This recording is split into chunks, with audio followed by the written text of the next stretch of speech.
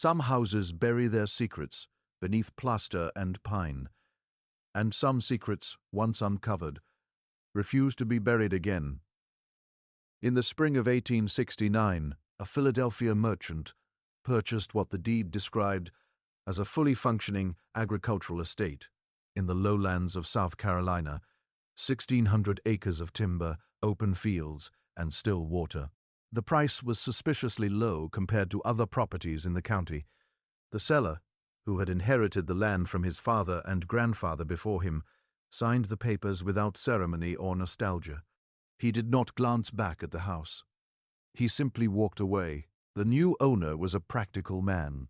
He arrived at Harlow Hall with a surveyor, a carpenter, and a clear intention to modernize the estate and erase every visible trace of its past. But less than 3 weeks after work began, the carpenter abruptly quit.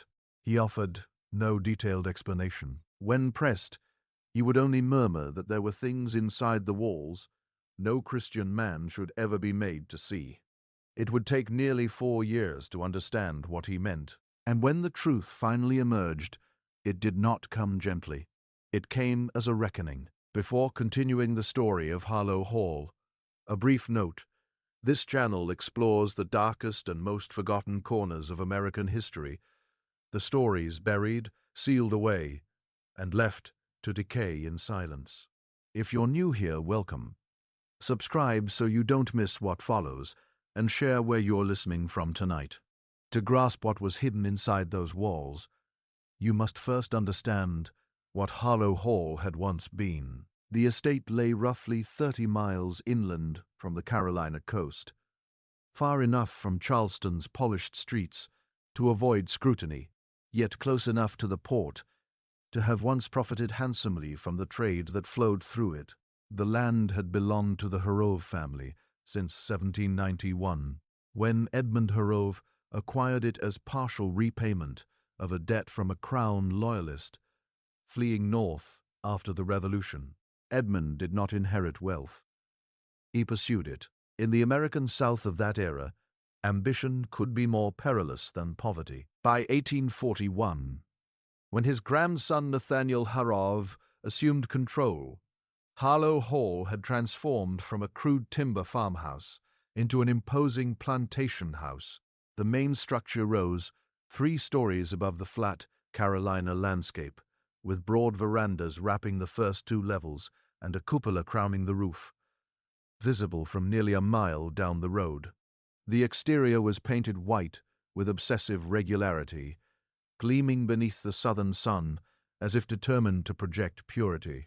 Behind that facade, the estate relied on the forced labor of 40 to 60 enslaved people, their numbers shifting with the agricultural seasons. By the 1850s, the Harrove family had transitioned primarily to rice cultivation, a crop that demanded not only relentless labor, but specialized skill and knowledge, much of it carried by those who had been enslaved and brought to the Low Country against their will. And within that house, behind the polished walls, and beneath the whitewashed image of prosperity, something waited, knowledge that the enslaved people on the property possessed in abundance, having brought the techniques for tidal irrigation with them from the coast of West Africa over the preceding generations. The irony, understood by no one at the time, and acknowledged by almost no one afterward, was that Harlow Hall's prosperity was built entirely on expertise that its owners could never have replicated on their own. Nathaniel Harrove was, by the accounts that survived him, a methodical man. He kept ledgers. He recorded transactions with the precision of a merchant rather than the looseness of a plantation aristocrat. He noted purchases, sales, births, deaths, and punishments in the same flat, unornamented hand. His wife, a woman named Cecilia's, her name was Doratha, daughter of a rice merchant from Beaufort, married into the Harrove name in 1843 at the age of 19. She bore 3 children, of whom 2 survived. She is described in a letter from a neighboring planter's wife as quiet, devout, and rather more fond of her garden than her dining room. She appears rarely in Nathaniel's ledgers, and almost never in the letters that survive. Whatever she knew about what happened at Harlow Hall, she carried with her to her grave in 1891. The eldest surviving Hargrove child, a son named Warren, was 23 years old when the war ended.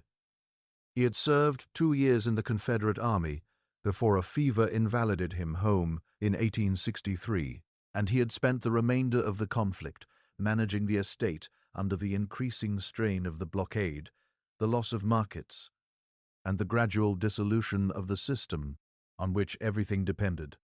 When emancipation came, Warren Hargrove handled it in the manner of a man who had already accepted the outcome while refusing to acknowledge its implications.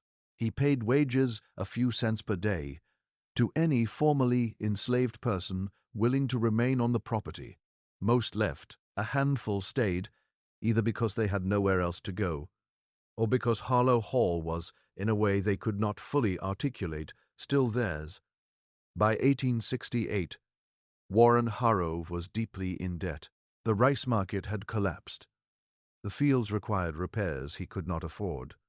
Several of the property's outbuildings had fallen into disuse, and the main house, for all its white paint and imposing height, had begun to show the particular decay that sets in when maintenance is deferred, year after year, a softening of the wood, a darkening of the mortar, a smell that no open window could entirely dispel. He sold the estate in March of 1869 to a man named Gerald Apprentice, a wholesale merchant from Philadelphia, who had made a considerable fortune supplying Union forces during the war, and was now looking to diversify into Southern land. Apprentice had never seen the property before the day he purchased it. He had acted on the recommendation of a business associate who described it as distressed but structurally sound, with significant potential. The price was less than half of what comparable acreage had sold for a decade earlier. Warren Hargrove took the money, settled his most pressing debts, and relocated to Savannah. He died there in 1884.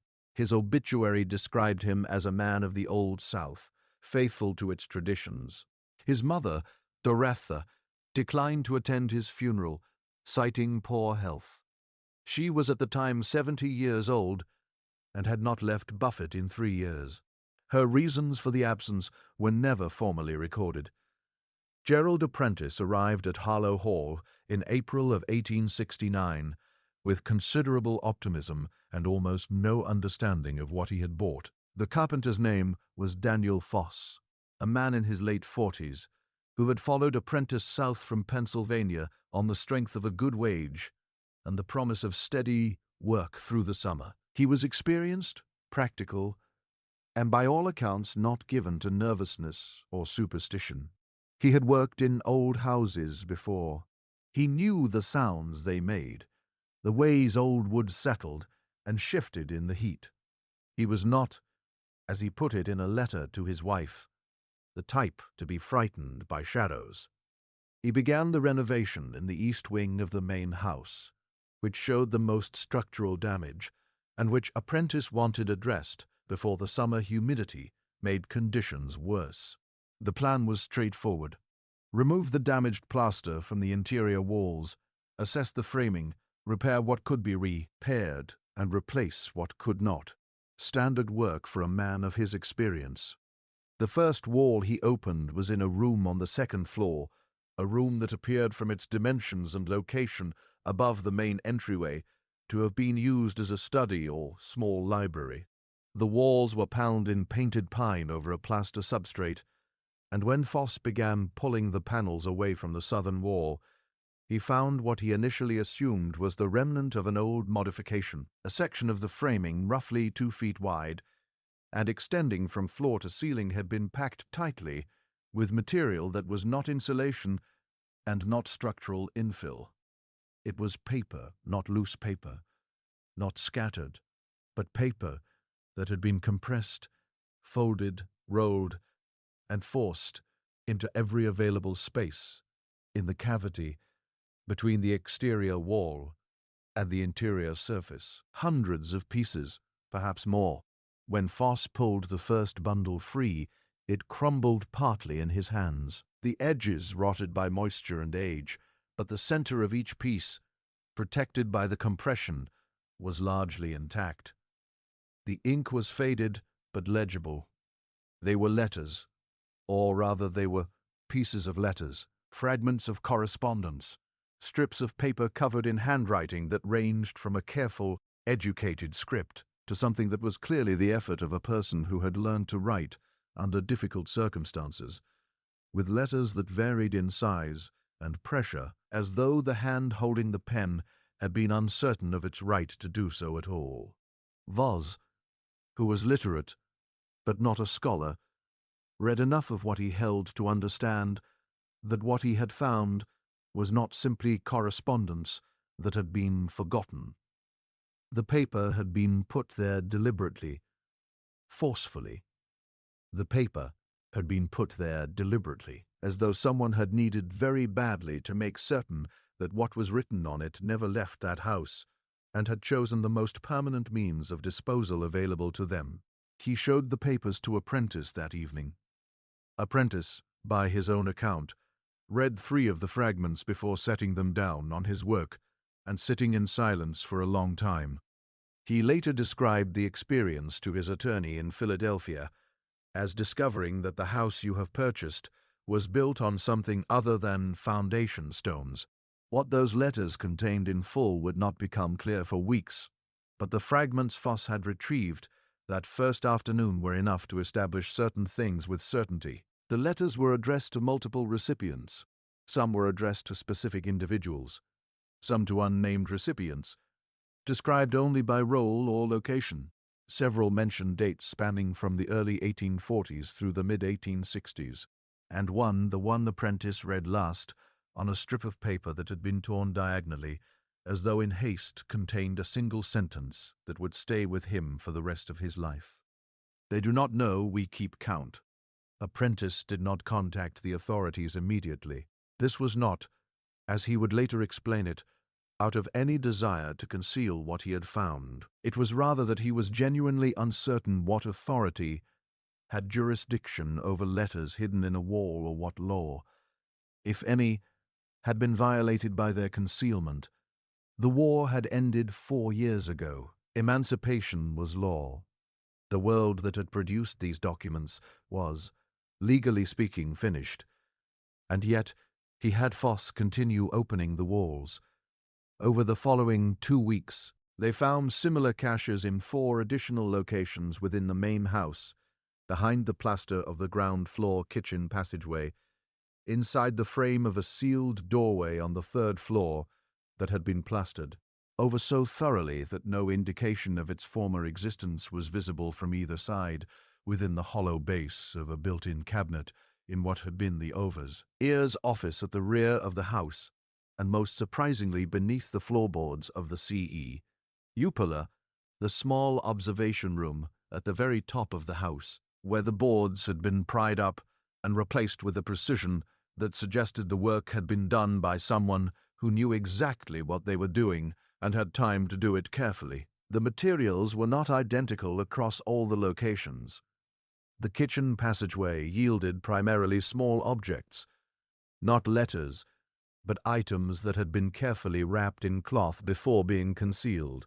A brass button engraved on its reverse, with initials that were not Hardgrove initials, a folded piece of cloth that appeared to be a portion of a garment, too deteriorated to identify with certainty, but of a weight and weave consistent with workwear from the mid-19th century. 3 coins, 2 American and 1 that Apprentice could not identify, and a small wooden disc, smooth on one side and carved on the other, with a pattern that none of the men on the renovation crew could name. The sealed doorway on the 3rd floor opened onto a space that was neither a room nor a passage. It was a cavity perhaps 40 wide and 7 feet long that existed between the exterior wall of the house and an interior partition that had no evident structural purpose. The space had been used. The floor of it showed clear evidence of long occupation. A worn depression in the boards, dark discoloration from what might have been a lamp or candle. That a pattern of scratch marks along the lower section of the inner wall that appeared to be on close examination a deliberate tally, hundreds of vertical lines grouped in sets of 5, covering an area approximately 2 feet wide and 4 feet tall. Someone had been counting something methodically, patiently, over what appeared, based on the variation in the depth and angle of the marks, to have been a very long time. The cabinet in T, the overseer's office, contained a different kind of material entirely. What apprentice found there were not letters and not objects, but what appeared to be a record, a parallel ledger, maintained in a hand that was careful and consistent, recording information in a format that deliberately echoed the plantation's official accounts. Column after column of dates, names, quantities, and notations. Not the names in Nathaniel Hargrove's ledgers. Different names, some of them given names that appeared nowhere in the official records, others described by relationship rather than name. The woman brought from the Beaufort auction, her daughter, the child born in October not recorded. The entries were meticulous. They covered a period from approximately 1848 to 1863, when the handwriting abruptly changed, becoming slightly less certain, slightly larger, as though the person who had maintained the record had passed the responsibility to someone else. The final cache beneath the cup floor was the most difficult to interpret. The papers there were more deteriorated than the others, the moisture damage more severe, the rot more advanced. Apprentice and Foss spent 2 days carefully separating and drying what could be salvaged. What remained legible when the process was complete were fragments of what appeared to be a single long document, not a collection of separate letters, but a continuous narrative, written in a hand that was both highly educated and clearly not the hand of anyone in the Harrove family records. Apprentice had been given with the deed. The narrative was in English, but it was not the English of the period's official documents. It was the English of someone who had learned the language under specific conditions, who had absorbed it, mastered it, and then used it with a precision that was in its own way a kind of defiance. Apprentice could only read fragments, but what he read was enough to tell him that the document was, among other things, a chronicle, a deliberate, systematic account of events at Harlow Hall, spanning what appeared to be the entire antebellum period of the property's operation. He contacted his attorney in Philadelphia on a Thursday evening in late May of 1869. The letter he sent was 7 pages long. His attorney, a man named Edmund Hartwell, who had handled Apprentice's business affairs for 15 years, received it on a Monday and made an immediate trip south. He arrived at Harlow Hall on a Wednesday. By that evening, Apprentice had agreed on one thing. What they had found was not simply the detritus of a history now concluded. It was a record that someone had very deliberately preserved. And the question that neither man could answer, the question that would come to define the next 3 years of their lives, was a simple one. Preserved for whom? Hartwell, who had practiced law in Philadelphia for 20 years, and had a historian's instinct for documentation, immediately recognized that the materials found at Harlow Hall were not simply historically significant. They were legally complex in ways that the American legal system of 1869 was entirely unprepared to address. The parallel ledger was the most immediately actionable document. It recorded systematically, and with considerable specificity, a series of practices at Harlow Hall that, even under the legal framework of the antebellum South, had been of questionable legality, and that under post-war law pointed toward a set of facts that powerful men in South Carolina would prefer remained buried. Chief among these was the question of the unrecorded. The official Hargrove ledgers, copies of which Apprentice had received with the deed, showed a consistent enslaved population at the property, numbers that matched more or less the taxes and registration records that the Hara Ove family had filed with the county. But the parallel ledger told a different story. It recorded a systematic practice spanning at least 15 years, the deliberate non-registration of certain individuals, particularly children born on the property, who were instead sold privately and without official record, transactions that generated income for the Harrove estate without leaving any trace in the official documentation. This was not in itself a revelation about the brutality of the system. The practice of unrecorded transactions was well understood by anyone who had studied the period. What made the Harlow Hall ledger remarkable was its specificity. It recorded not just the existence of these transactions, but their details, prices, dates, the names of buyers, and in some cases brief notations about the individuals sold. These notations were not the detached accounting entries of Nathaniel Harrow's official records. They were something else entirely, brief, compressed, written in a shorthand that Hartwell and apprentice spent several days learning to interpret. The key to the shorthand was found in the cup fragments. What they had initially taken to be a continuous narrative was actually two interwoven documents, a chronicle of events at Harlow Hall and a cipher key, a systematic record of the notation system used in the parallel ledger. The cipher was not complex by the standards of cryptography.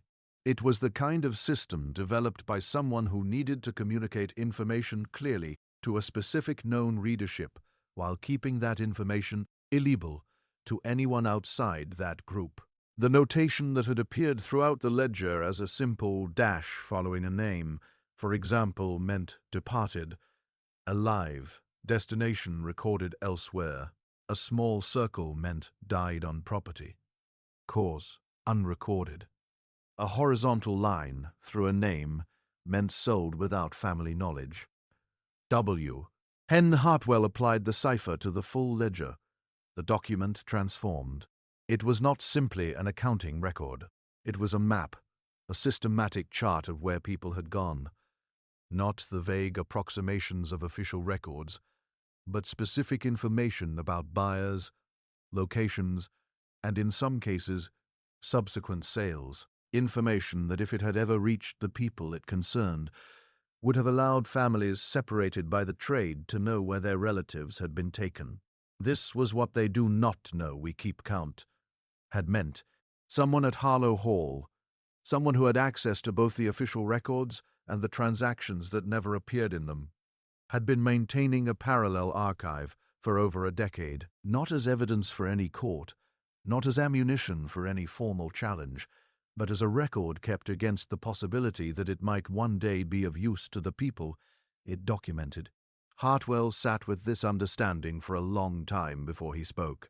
Someone in that house, he said to apprentice, on an evening in early June, with the Carolina heat pressing through the unrested windows, understood exactly what was happening, and they understood it would matter eventually, even if they had no way to know how or when. Apprentice asked the question that had been forming in his mind for days. Who had that kind of access? Who could have maintained this without being discovered? Hartwell had already been thinking about this. The answer, he had concluded, was not a single person. The handwriting in the ledger changed twice over its 15-year span. Subtly, but unmistakably, at least 3 individuals had contributed to its maintenance, and based on the nature of the information recorded, at least one of them had to have had access to Nathaniel Harrow's own records, either directly or through someone who did.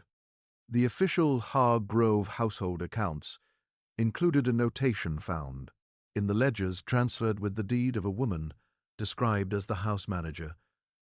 Trained in correspondence and accounts employed from 1845, she is referred to throughout the ledger only as Nora. No surname, no age, no origin. She appears in the official records only in the context of her function, managing the household, maintaining supply inventories, occasionally recording the receipt of payments from buyers who came to the house directly rather than through formal channels. She does not appear in the ledger after February of 1863. The significance of that date would not become clear until Hartwell made a trip in the summer of 1869 to a Fredridman's bureau office in Columbia, then become Zambia, one of the federal agencies established after the war to assist formerly enslaved people in establishing legal identities, locating family members, and navigating the transition to freedom. The Bureau's records were incomplete, underfunded, and overwhelmed by the scale of the need they were attempting to address. But they contained something that no one had thought to connect to Harlow Hall, until Hartwell walked in with the parallel ledger under his arm and asked to see the registration records for women who had come through the Columbia office in 1865 and 1866. He found 4 registrations that matched names from the ledger. 3 were straightforward individuals whose histories could be partially reconstructed from the Bureau's documents and the ledger's notations. The 4th was different. She had registered under the name Nora Hale. She had listed her former location as a rice plantation, Lowland County, South Carolina, vague by Bureau standards, which suggests she had reasons not to be specific. She had listed her skills as household management, accounting, written correspondence, and she had listed her age in 1866 as 41, which would have made her approximately 19 years old in 1845. The 4-year the official Hargrove ledger first noted the arrival of the house manager trained in correspondence and accounts. Hartwell found no address for Nora Hale in the Bureau records. She had registered, received her documentation, and then, as far as the Bureau's records could determine, moved on. Her destination was not recorded. The Bureau agent who had processed her registration had noted in the margin of her file a single observation, unusually precise in her account, gave no names of former owners appeared, aware of legal implications. She had been gone for 3 years before a Prentice bought the house. She had left behind a record that she almost certainly knew would one day be found. The question was whether she had intended it to be found by someone like a Prentice, or whether she had hidden it for someone who never came. The deeper Hartwell dug, the more the contours of what had happened at Harlow Hall began to take a shape that was both clearer and more troubling. In the late summer of 1869, he traveled to Charleston and spent 2 weeks in the records of the county courthouse, cross-referencing the Harvey family's official transaction records against property transfers, estate inventories, and court filings from the period covered by the parallel ledger. He was looking for the buyers, the names recorded in the ledger's cipher, the men who had come to Harlow Hall and left with individuals who appeared in no official record. Some of the names he could not trace. They appeared in no Charleston records, no county filings, no newspaper archives. They had purchased people at Harlow Hall and vanished as completely as the people they had bought. Whether this was because they had operated entirely outside the legal system or because records from certain counties had been destroyed during the war, or because the names recorded in the ledger were aliases rather than legal Mezzo Hartwell could not determine with certainty. But other names were traceable and several of them were significant. One appeared 4 times in the ledger, each time associated with a transaction involving a child rather than an adult. This buyer is listed in the ledger's cipher notation as someone who paid above market rate and required no documentation. The name, when Hartwell located it in the Charleston records, belonged to a man who had served as a county commissioner during the 1850s and who was, as of 1869, still alive, now serving on the board of a charitable society that had been established in 1866 to assist formerly enslaved people in finding employment. Hartwell did not publish this finding. He did not take it to any court. The legal framework for addressing transactions that had been illegal, even under antebellum law, conducted by men who were now protected by both time and social position, was essentially non-existent in 1860. 9. South Carolina. To bring such a finding forward publicly would have required a political will that was in that particular moment of Reconstruction being actively dismantled. What he did instead was write it all down. He compiled a comprehensive document, a synthesis of the parallel ledger, the cipher key, the letter fragments, the bureau records, and his own research findings that he titled, with a lawyer's dry precision, a record of certain transactions and their documentation, Hollow Hall Plantation, South Carolina, 1845, 1863. He made 3 copies. 1 he kept. 3 copies. 1 he kept. 1 he sent to a colleague at a law firm in Boston who had expressed interest in the legal questions raised by the post-war period, and 1 the original documents themselves, along with a summary of his findings. He sent to an address in Philadelphia that a Prentice had located through a separate chain of inquiry. The address belonged to a woman named Constance Lyall, who A.U. parodied a small school for the education of black children in the 7th Ward. A Prentice had found her name through a contact at the Philadelphia Anti-Slavery Society, which had not formally dissolved after the war, but had redirected its efforts toward education and legal advocacy. Someone at the society, someone a Prentice described in a letter to Hartwell only as a woman who seemed to know exactly what I was describing before I finished describing it, had given him Constance Lyall's name and address. He had not known when he sent the documents whether they would mean anything to her. He had not known whether Nora Hale had ever been in contact with the Philadelphia community, or whether the records sent there would find anyone who could make use of them. The letter he received back from Constance Lyall arrived 6 weeks later. It was brief. It said only that she had received the materials and would ensure they reached the people they concerned. It gave no further details. It was signed at the bottom in a hand that a Prentice recognized from the parallel ledger. Not Constance Lyall's hand, someone else's. A Prentice stared at that signature for a long time. He had last seen that handwriting on papers that had been hidden inside a wall for years, perhaps decades, papers that had been concealed so thoroughly that their discovery had required the complete dismantling of the room around them. And now the same hand had signed a letter in his parlor in South Carolina in 1869, as though the wall had never existed. He wrote back immediately. His letter asked only one question: are the families being found? The answer arrived 3 months later. It was not a letter. It was a list. 4 pages handwritten with names and locations for 43 individuals whose whereabouts had been unknown to their families since the transactions recorded in the parallel ledger.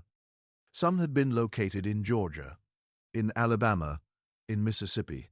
Several had been found within South Carolina itself, in counties less than 100 miles from Hollow Hall. 3 had died, their deaths confirmed through bureau records and local testimony. 11 could not yet be located. At the bottom of the list, beneath the final name, was a single line that functioned simultaneously as a conclusion and as an indictment. This is what they thought they had destroyed. A Prentice kept his silence about the documents for 2 years after that list arrived. This was not cowardice, though there were men in his position who would have burned everything out of straightforward self-interest. The documents were not legally his. They had been left in the walls by people whose descendants he was now in contact with, and their disposition was not properly his to decide.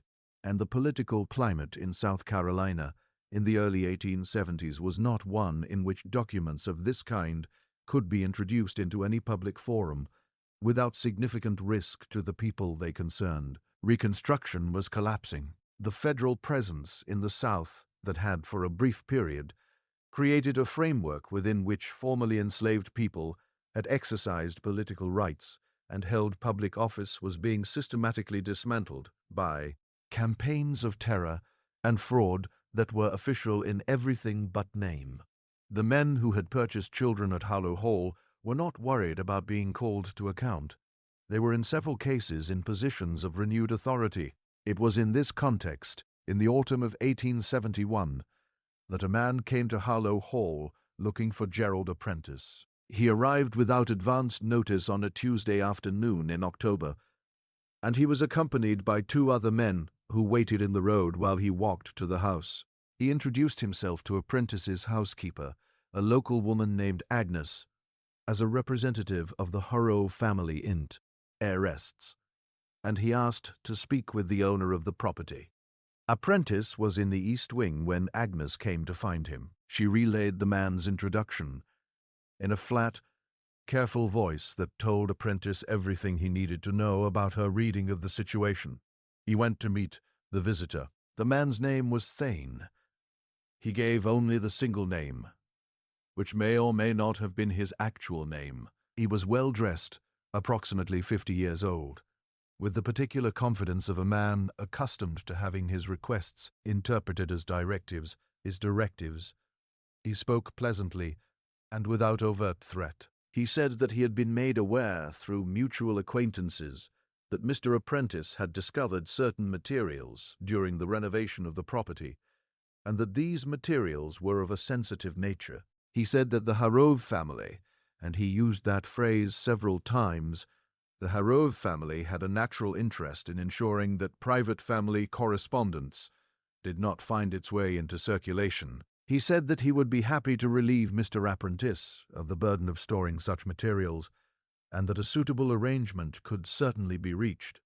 Apprentice listened to all of this without interrupting. Then he told Thane that the materials he was describing had already been transferred to a secure location outside South Carolina, that copies existed in multiple hands, and that any attempt to recover or suppress them would have the opposite of the intended effect.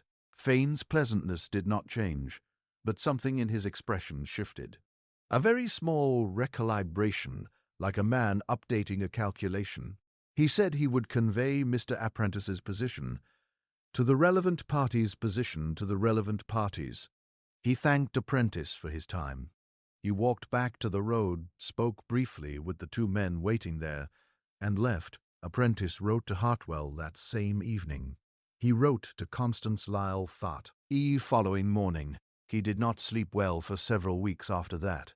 What Thane's visit had confirmed, what Apprentice had already suspected, but had not known with certainty until that afternoon, was that someone connected to the Harrow family's former interests had known about the materials for some time. Not since Apprentice had begun sending documents north before that. The visit had come too quickly, with too much specific knowledge to have been assembled from information gathered after the documents left South Carolina. Which meant that someone had known about the parallel ledger while it was still inside the wall. The implications of this were not at first obvious. It took Apprentice several days in consultation with Hartwell by correspondence to work through what it meant. If someone had known about the ledger's existence, had known it was hidden, known it documented the unrecorded transactions, and had not destroyed it, had simply left it there when the property was sold, then one of two things was true. Either the knowledge had been held by someone who wanted the ledger found by whoever bought the house, or it had been held by someone who was afraid to destroy it, who understood that the information in it was known to people outside the walls of Harlow Hall, and who feared that its destruction would not suppress the record, but only confirm their awareness of it. Warren Hargrove had sold the estate in March of 1869.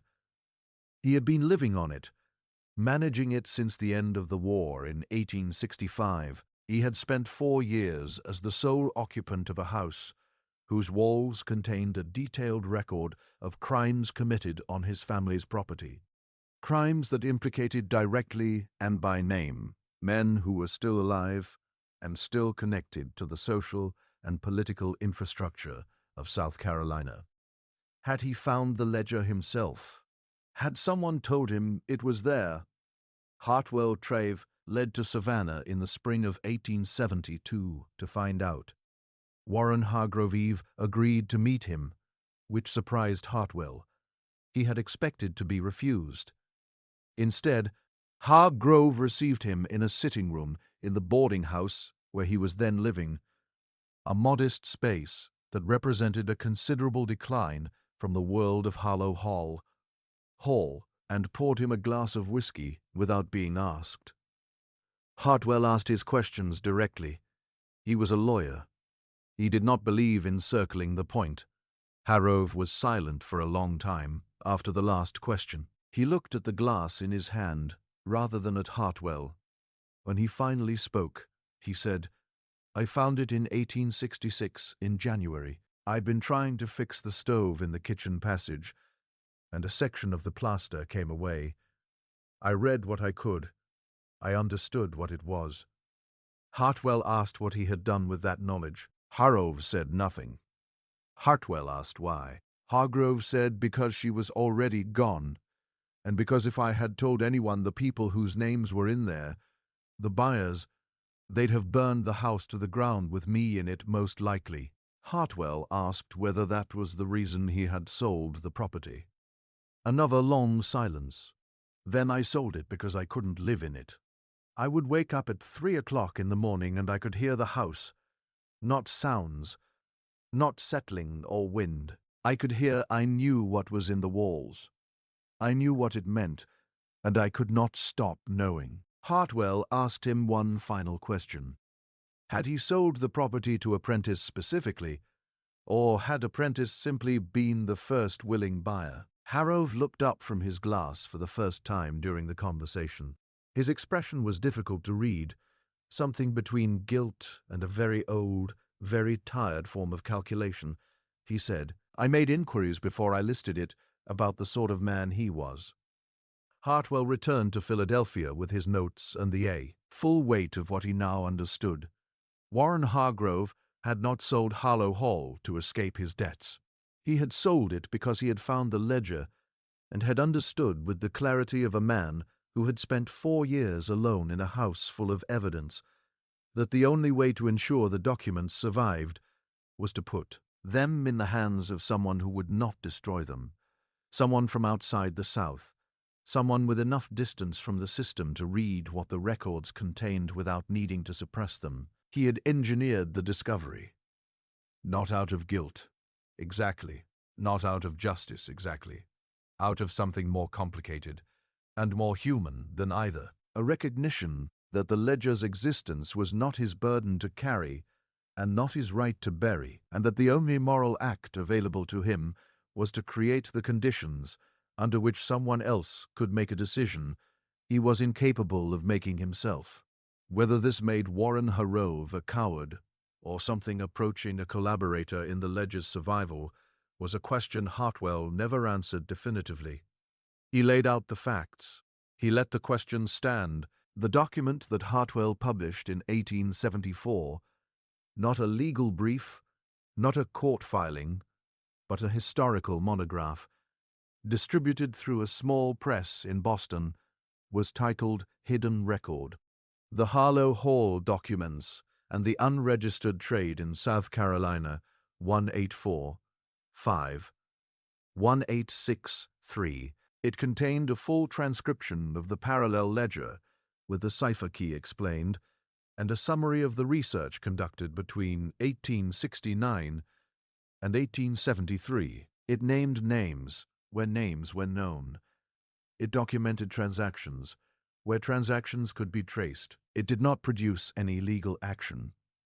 The men named in it as buyers were, by 1874, either dead or sufficiently protected by the political landscape of Reconstruction's collapse to be beyond reach. The county commissioner who had purchased children from Harlow Hall above market rate. He had died in 1871 before Hartwell's monograph was complete. Whether this was fortunate for him or simply the natural end of a long life was a matter of perspective. The monograph sold fewer than 300 copies in its first year. It was reviewed in 2 northern newspapers and 1 abolitionist journal, all favorably. In South Carolina, it was not reviewed at all.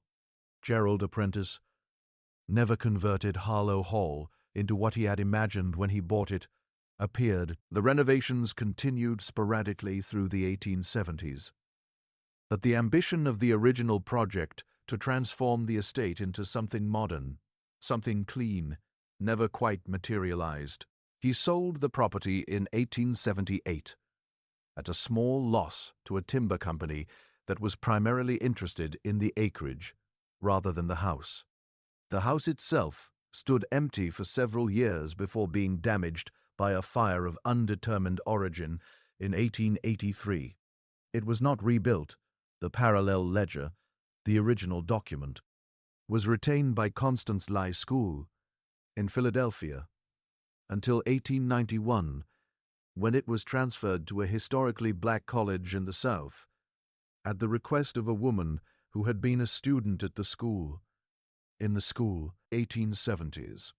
The transfer was accompanied by a letter written in a hand that by 1891 had grown slightly unsteady with age, but was still unmistakably the same hand that had maintained the record for 15 years inside a wall at Harlow Hall, and had signed the letter to Gerald Apprentice in 1869, and had sent the list of 43 names across the distance between what had been hidden and what was at last beginning to be known. Nora Hale's final letter, written alongside the ledger's transfer, was brief. She did not explain what she had done or why. She did not ask to be thanked or remembered. She said only that the record was complete, that every name she had been able to account for had been accounted for, and that the 11 who had not been found in 1869 had in the 20 years since been reduced to 3. That 3 remained unknown was, she wrote, not a failure. It is a remaining obligation. She signed her name. She gave no date. The ledger entered the college's archive and remained there largely unexamined for decades, a forgotten box on a forgotten shelf, inside a building few people ever entered, holding a record few would ever think to read. But history does not disappear simply because the hands that wrote it are gone. In the spring of 1924, a history professor at a small southern college was organizing uncatalogued materials in the archives when he opened a crate that had remained sealed for 2 decades. Inside, he discovered the ledger. Tucked alongside it was the cipher key, and pressed carefully within the front cover, he found a letter written by Nora Hale. He did not rush to publish. For 3 months, he studied the documents in private, deciphering, cross-referencing, tracing the patterns hidden within the names and marks. When he finally shared his findings, it was not in a headline-making book, but in a modest academic journal. The article passed quietly through scholarly circles, attracting little notice at the time. Yet the final sentence of that essay has lingered in the margins of historical memory ever since. The most remarkable aspect of the Harlow Hall record is not what it documents, but what it proves: the sustained, systematic, and entirely clandestine effort by enslaved people to preserve knowledge of their own history in conditions designed to prevent them from doing so. These records were never meant for posterity. They were not written for scholars, nor preserved for institutions. They were created for the people whose names they carried, hidden not to be uncovered by strangers, but to be found by those who were meant to inherit them. And when fate made that impossible, they waited, quietly, patiently, like all truths that refuse to be erased. Harlow Hall itself is gone. In 1878, a timber company purchased the property and dismantled what remained. A fire in 1883 had already reduced much of the structure to ruin. Today, the land where the house once stood has been reclaimed by low Carolina scrub, spreading uninterrupted across the flat earth. If you walked there now, you would find no marker, no plaque, no visible trace. But in a southern archive, Inside a building constructed precisely to safeguard the history's official records ignored, the ledger remains. The names are still legible. The cipher can still be read. The tally marks that once lined the walls of the sealed room vanished with the house, but the account of their existence survives. They do not know we keep count. In the end, that line proved true. So what do you make of this story? Was everything finally uncovered? Or do you believe something still lies beyond the record? Share your thoughts below. If this account resonated with you, and you want to hear more forgotten stories from America's past, subscribe, turn on notifications, and pass this along to someone who believes the most important truths are often hidden behind